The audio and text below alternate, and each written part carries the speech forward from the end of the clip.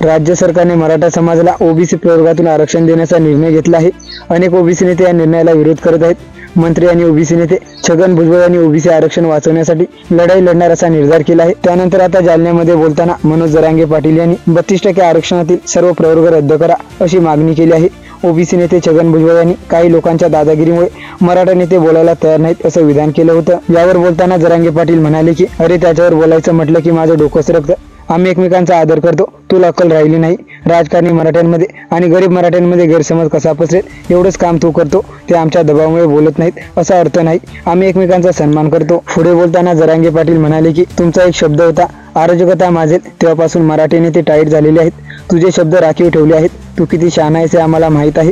पहिल्यांदा अशा दंगली केल्या तुमचे लोक घालून आणि त्या दंगली तुम्हीच केलेल्या आहेत असा देखील आरोप जरांगे पाटलांनी भुजबळ यांच्यावर केला आहे। अराजकता माजेल म्हणजे तू काय दंगली घडवून आणतो का? आमचे मराठ्यांचे नेते तुझ्यासारखे नालायक आणि नासकी नाहीत, जातीवाद करत नाहीत, तू जातीवाद करतो असा आरोपही जरांगे पाटलांनी केला आहे। पुढे जरांगे पाटील म्हणाले की मराठा धरून ओबीसी लोकसंख्या 60% आहे।